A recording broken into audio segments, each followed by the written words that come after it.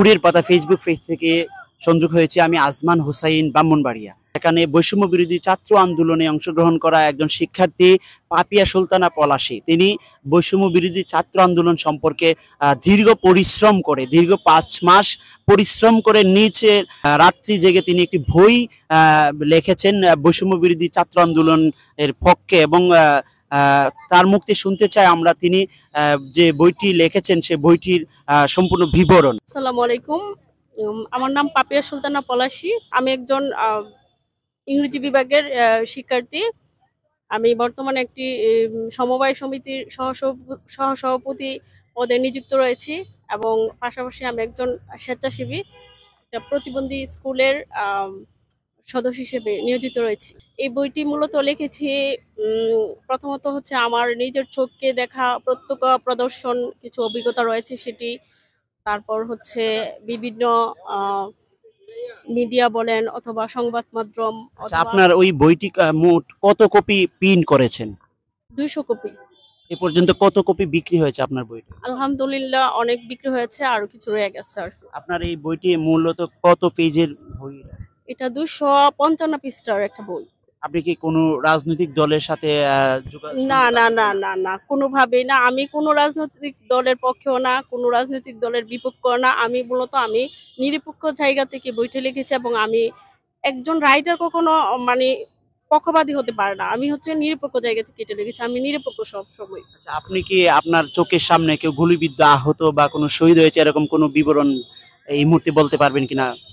জি, গুলিবিদ্ধ মানে শহীদ দেখি না, এমনিতে আহত হয়েছে।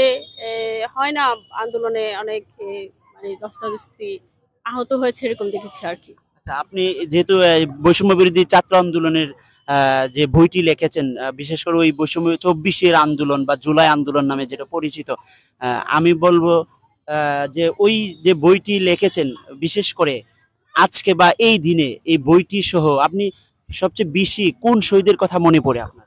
আমার সবচেয়ে বেশি মনে পড়ে হচ্ছে আমাদের প্রথম শহীদ আবু সাইদ, ওনার কথা। তারপর হচ্ছে মীর মুগ্ধ, তো ওনার কথা।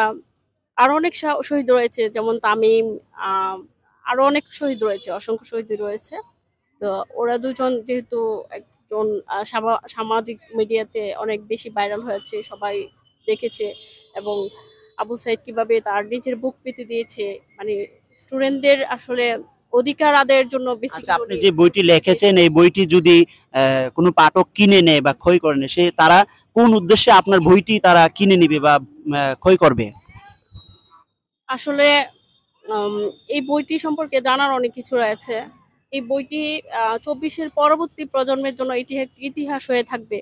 এটা তো স্টুডেন্টদের, ছাত্রদের একটা অধিকার আদায়ের দাবি ছিল। দাবিটা পরবর্তীতে অনেক বড় একটা পরিস্থিতি, খারাপ পরিস্থিতি নিয়ে আসে। যাই হোক, স্টুডেন্টদের অধিকার নিয়ে আসলে লেখা এটা একটি। আচ্ছা, ওই বইটি যেহেতু আপনি প্রায় 200 পিস প্রিন্ট করেছেন, সেক্ষেত্রে অনেক কপিও বললেন যে বিক্রি হয়েছে, যেহেতু শহীদদের স্মরণী বইটি